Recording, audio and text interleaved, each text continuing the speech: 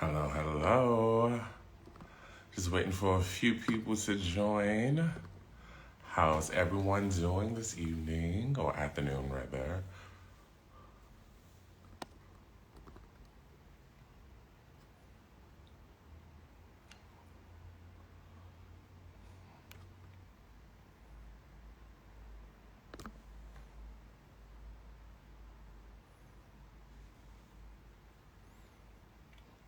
Just giving a couple of moments for some folks to join. Also waiting for my co-host to join.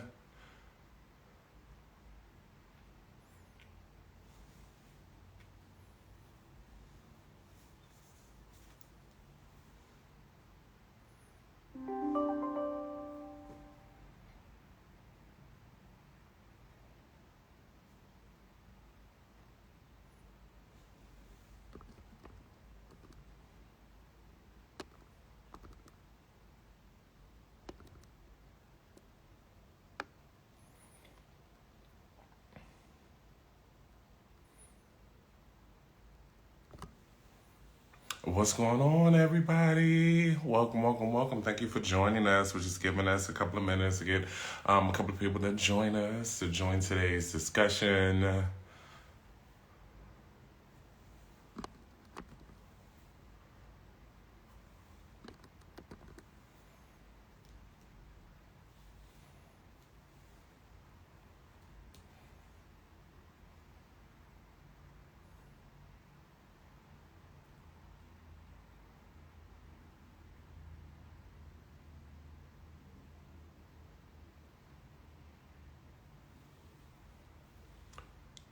Thank you, Chi. It's the beard. It's the beard, darling.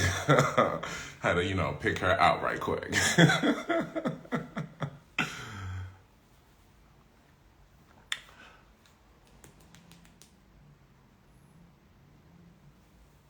So what's how y'all doing today in the comments? How y'all feeling? What's going on in your world in the comment while we wait for my co-host to join me?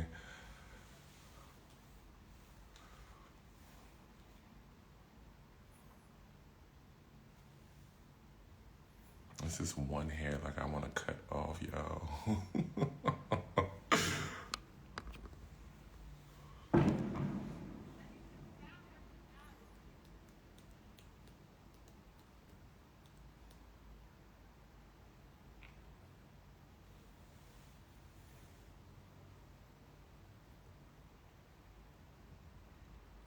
Oh, thank you. Been growing it for about a year and some change now, so I'm trying to get it a little bit longer. I need to go to the barbershop. I need a trim.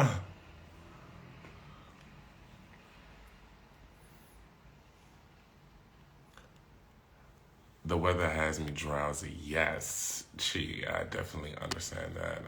I have been a little sleepy and drowsy myself. It's rain, cold weather. Good day to snuggle up with a book and some chili or some soup or something.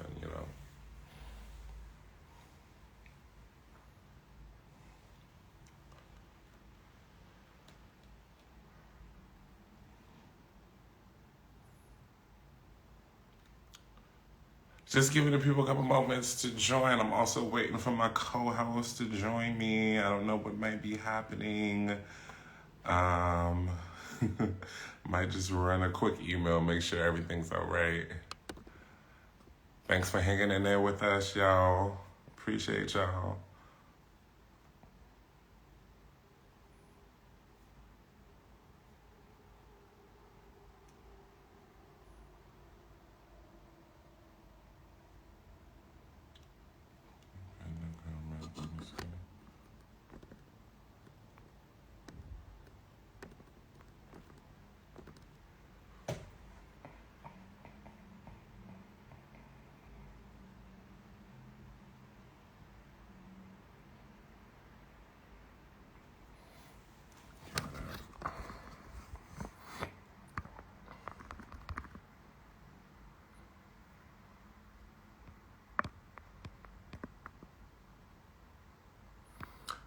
Just to give us 1 second, we're giving the people a little bit more time to join us. I'm also waiting for my co-host.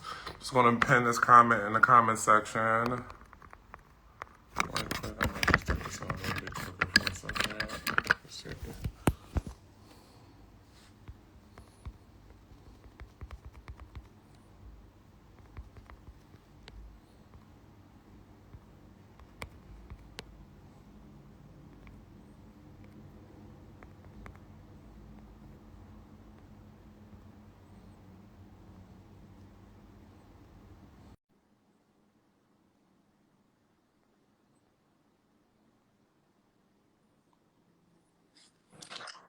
Hi, hey, Roger. Sorry about that. Hey, A little bit Dave. of a mix-up. It's all right. It's all right. I was like, what's happening? I know, right? All right, Can so you I'm just pin trying the to. comment I just posted? Like, if you Okay. hold on the comment, yeah, just pin it. Look, y'all, Dave is the pro of this. Is it working? Yeah, if you hold down, you should get Then a little comment. notification that pops up. Perfect. All right, sorry about that, everybody. So there's a little bit of a logistical mix-up, but we're on now. We're here. That's the important part. Happy to see Roger. Happy to see Um, you too, Dave. Yeah. So we are going to be talking about something a little touchy. Roderick and I are going to share our experiences. But before I begin, I just want to give a content warning. So today's live will walk through and talk through a little bit about safety in DC. And the discussion today is going to touch on some pretty heavy recent events in the Washington, D.C. area. So please beware if you continue to watching, if you continue to watch, this is what we're discussing. The past few weeks have been really crazy living in DC. On January 6th, an insurrectionist mob actually attacked the Capitol. You've seen it all over the news, and I should probably take this gum off because it's impeding my speaking. The event left 5 people dead and many more injured. So, in the weeks after the attack, a number of threats have continued to come in, warning of violence and mayhem and just additional craziness there. So, while most Americans actually just watch this stuff on TV, the residents of Washington D.C. actually have this stuff happening in their backyard. The constant threat of violence has led to a lot of road closures, just impediments on the city in general. So 25,000 National Guard troops were called in to patrol the streets of DC. And it just really created this disruption to our daily routines. So today I'm here with Rodderick Shepherd, who is a prep specialist at Whitman-Walker Health. I know Rodderick, that's where we met, in that prep clinic. Yes. And so Rodderick and I are going to talk a little bit about our experiences over the last few weeks. We want to respond to anything that you share in the comments and also give you some safety tips. So we're here, just as a voice, as an ear to talk to you all. Roger, I'll let you introduce yourself. All right. Hi, everybody. My name is Rodderick Shepherd, and as Dave mentioned, I work for Whitman-Walker as a prep specialist in our prep clinic. My pronouns are he, him, his, and I'm happy to be with you all today. Yeah, thanks for joining us. And I guess I should have said that as well. I'm David Wilson. I'm a social media influencer with the community outreach team for Whitman-Walker. My pronouns are he, him, his. All right, so we're gonna just jump into the discussion. If you all want to add some context, share your experiences of what's been happening to you in the DC area, feel free to drop it in the comments. But we really want to make this a conversation. We want to let you know that this is a safe space. Share your experiences, how you feel, and we're here to engage with you. So, Roger, I want to ask, like, the event that occurred on January 6th, like, what did that mean for you? So the event, like what that meant for me was it was a sign of change for me because in that moment I realized that people were resisting change. Change cannot be stopped, change cannot be prevented, change is the only thing that you cannot change, is constant. And while people have rejected the changes that that has happened within the U.S. federal government. And it's my hope that we can honestly grow as a nation through all of these different experiences, and really begin to make some really good positive changes for our community. Like, we have a long way to go. We still have a lot of work to do, but I believe we can do it. Yeah, yeah. So, I mean, I definitely agree. I think just for me, I was extremely surprised of the events that took place. I was just, I mean, I've lived in DC for 8 years now. You know, so we've seen. I've been on the brink of several elections, right? And so this one was just, it felt different. And the experiences in the DC area were obviously different than, than anything I've ever experienced anywhere. So I was actually just surprised at people's reactions. How did we get here? It was really like, how did we end up here? Like, that was my initial reaction, you know, and I work from home, so I didn't have to leave my house. So I was watching it on TV as well, and just couldn't believe like that was happening, like literally down like North Capitol, like you know, crazy. Yeah, I feel that. Well, listen, that day I actually had to go to prep clinic. Like, prep clinic was open, and that morning I had forgot that the protesters were supposed to be in town. Yeah, So I caught an Uber, and that was a huge mistake because everything was blocked off downtown.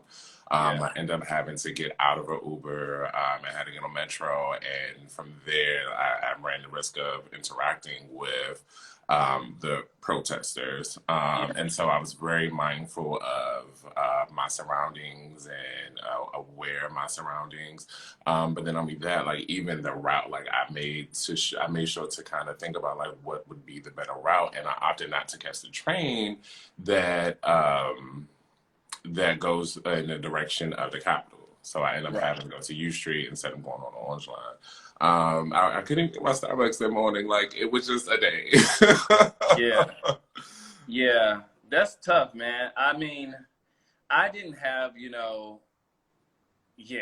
I mean, I didn't. Again, I didn't have to leave my house that day. I didn't, which was obviously encouraged to kind of just stay put. But yeah, I can understand that had to be sort of traumatic. But like, is this the first time like a politically motivated activity has, you know, affected your life as a resident of the DMV? For me personally, no. Okay.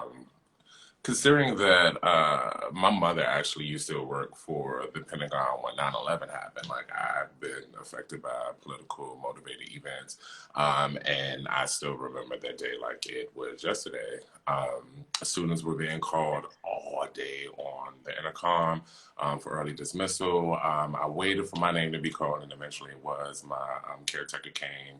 My after school caretaker Yeah. came, and she came and got me. And, you know, it was a good thing that when I got home, shortly after that, my mother was home and she was safe. But that evening, like, she was worried about her coworkers, and she was like calling different people to check in with them. She was checking in to let people know that she was safe. She did have some health complications after 9/11 and everything. So yeah, it can definitely happen. Yeah, I think for me, so like again, I didn't have to leave the house on January 6th, but and excuse me if I don't know if this is the official name, but I think coined it the Million MAGA March. So when that actually came to DC, I was leaving the gym, and I typically wear a support, like if I'm just leaving, I wear a sweatshirt, you know, when I'm leaving the gym, but I have a sweatshirt that has support Black colleges on it, which is something I believe in. Obviously, I'm wearing the sweatshirt. And so I'm walking past a group of supporters of our previous president. And as I'm walking by, you know, I have this shirt on, and this girl, she's recording because she has like a Trump flag. And so she's on her phone recording her experience. And as I walked by, she notices my sweatshirt, and she literally just stuck her phone in my face, like, and was like, "Look at this idiot." I think that was the first time I was like, "Yeah." That was the first time I was like, "How do I react to this? Like, what do I do?" Like, obviously, I felt threatened, but I also knew like I didn't want to escalate the situation because then it would really be a situation, right? And so I just kind of kept walking, but I mean, honestly, I just couldn't believe that experience and that had happened, it was just I was in disbelief. Yeah, I know. I'm sorry you had to go through that. Like, oh my God, that's awful. Yeah, Yeah. Uh, yeah, it was. It was definitely awful. And I've heard other people's experiences and stories. So if you have anything that you've experienced in the DC area, like similar, like we're interested in your experiences. Feel free to drop it in the comments. But in the wake of the attack on the DC government, we took a bunch of safety measures like closing down the roads, increasing law enforcement presence. Did that affect your daily life? I know you talked about your commute, but outside of that, did it make you feel any safer? Um, yeah, I'm curious. so really since the event, like I've been in the house, so I haven't I haven't had to worry. The following week prep clinic was closed because we're open on Monday and Wednesdays as of currently for in-person visits. So Monday was Martin Luther King holiday, and then as well as Wednesday was inauguration. So technically the clinic wasn't open that following Yeah. week. And I've been in the house. School just started, so I don't have nowhere else to be but working on my assignments and telework. So I've been in the comfort of my home. So hasn't really affected me much since that day. Gotcha. Yeah. Well, I mean, that's good. I'm happy that it hasn't affected you. I think for me, I mean, you would think that the increase in police, support and presence would make you feel more safe. But I mean, as a person, as a black person, that may not always be the case. And so I'm very cognizant of when there is an increased police presence because I feel like I need to approach the world in a certain way, when police. And so that it actually has made me more apprehensive, I guess. More cautious is another word. But I mean, I understand that their job is to serve and protect us, and so I keep that in the back of my mind. But doesn't I mean from just our experiences that like we can't just get rid of that, right? But yeah. So have you done anything recently to like try to increase your safety over the past few weeks? I mean, obviously you're like I'm staying home, but is there anything else outside of that? To increase my safety, like as in just in general. Yeah, in general. Okay. So for me, safety has always been a thing. Like, being a native from Washington, D.C., I've worked downtown. I've worked across the street from the White House for years. So it's something that's always kind of like in the back of my mind. Like, if something were to happen, how am I going to respond? So this has always been kind of like a thing for me, living in the nation's capital, yeah, I don't Yeah. know. No, I get that. No, I actually get that. Like when you live in major cities, whether it's Washington D.C. or New York or wherever, you kind of learn how to navigate life because there's always some potential threat, right? Um, but yeah, I mean, I guess just for for me personally, if I'm taking the metro, I'm very I make sure I like pay attention to like things that are sitting on the ground, things that are just right. I think it is to keep your eyes open. You don't know what the threat might be, and so I've just been extremely present. I don't wear my headphones as much as I do usually if I'm commuting or if I'm just out and about. I like to like be able to hear and see what's happening around me because you just don't know. And I think that is what I've kind of done to like increase my awareness and my safety. I'm curious to know if anybody else has had to do anything to increase their safety, being in and around DC. If you do, drop it in the comments. But I guess since the inauguration is over, and there has been heightened security measures, but they're slowly going away. Like, do you feel better? I do feel better now that all the hoopla has calmed down just a little bit. But what stood out to me that day was like you can feel an energy shift that day of the day of the inauguration, and it felt lighter. It felt like a weight had been lifted, and I was like, Yeah. interesting. I can tell like we really needed that victory, like, and I'm really happy that we got that victory. Like seriously. Yeah. Um, yeah, it's I think it's just personally my personality. I thought I would feel better, but I think the event on January 6th was like, oh my God, we got so much work to do. So I'm actually still a little bit overwhelmed because I'm like, we still have a lot to figure out, a lot to accomplish, and not being able to like break it down of like what those actions are in my head, actually is a little bit overwhelming. I'm I do feel better about the possibilities though, right? Before I was like, I don't know if that's like I don't know if that is even a care or a passion of the administration, but now I kind of feel like maybe I'll be hurt, maybe those things will take place. And so I think I feel better about that. Yeah. Anything else? You feel free to share anything else. Are there any other experiences that you've had or want to share? I haven't. I can't think of any experience on the top of my head, but there are a couple of things I would like to mention just in terms of like safety. I know for me, like communication is really important when events happen that can compromise your safety or your loved one's safety. Yeah. So for me, like one thing I try to do just in terms of like maintaining safety is I try to keep my phone at like an optimum battery level. You never know when you might have to call somebody or what may happen. You never know when you might have to call like the 911 emergency room or anything. So I try to keep my phone charged, and then in the event that like something should happen, like that day, like I checked in with my coworkers that had worked that day. We had checked in with each other to make sure everyone got home safely. So that's important to do that when events happen that can compromise your safety. Like to check in with your folks, your folks check in with you. That's just something I want to throw out there. Yeah, I actually second that. That's a definitely a good approach. And as something I mentioned, hi AJ.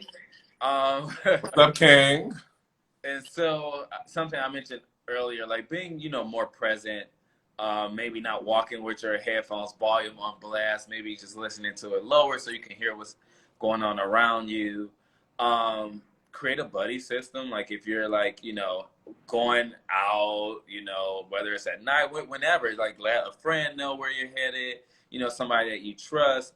It's so funny. It's really like, remember the going out on a field trip when you were a kid? Like all of those practices kind of like that you taught yourself like going or your teacher told you to do when you were like a kid kind of comes to mind to me, like let me make sure like I have a buddy, let me let someone know that I am headed there here or I'm venturing out or whatever, just like that same idea. I kind of like bring to my day-to-day life these days just to make sure I'm safe. And say no to strangers. Okay. But before we wrap up the live, I just want to add like a note from our Whitman-Walker's health director. He's the director of facilities, Tom Vosla. So he said for anyone venturing to the Capitol, whether that be the mall, the White House area, like let common sense be the guide. And it kind of goes to what I was saying, right? I know there are still nominal size limited First Amendment permits still being issued. And I believe Marshall Square was a permitted venue for them. If someone sees a group of any sort of protester or demonstrator, the best guidance is to steer clear and mind your own business. Yes. So that is a message from our director of facilities. I will pass that along to you all. Rodderick, thank you again for joining. Thank You you actually for kicked the having live off, so I me. joined. I joined, but it's always nice to get on live with you. Always a pleasure. Always a pleasure to talk with you and be in the present with you, Dave. One day we shall be reunited. I know, right? So I do want to remind our viewers that Whitman-Walker is still open for free HIV and STI testing. That is by appointment only at our Liz location. And on the corner of our 14th Street and our, 14th Street, it's on the corner of 14th Street and R. And then we also have our Max Robinson Center location, which is located in Anacostia on the corner of MLK Jr. and Chicago Street. So if you need to make an appointment, you can call 202-797-4439. I also want to remind you all that we are still in a pandemic. So social distancing is still a way to reduce the amount of COVID-19 community transmission. Literally, it deliberately increases the physical space between people so that we can avoid the spread of this illness. That involves staying 6 feet apart, wearing a mask in public, avoid public places. Sorry, that's a point too, but avoid large crowds, especially in public places. Encouraging working from home if you are able to do that. Also, if you have loved ones that you want to stay in touch with, try to do that over FaceTime or any other virtual method. Also, remember that social distancing is a way to care for your community right now. Continue to wash your hands for at least 20 seconds. And last but not least, follow us on Twitter, Facebook, Instagram at Whitman-Walker and at Real Talk DC _. And you can stay up to date on everything Whitman-Walker Health. You can also visit our website, which is whitmanwalker.org.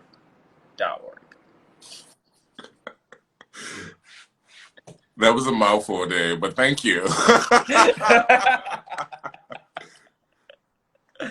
Thanks, Rodderick. It was great seeing you. And stay safe. All right, y'all. Y'all have a good one.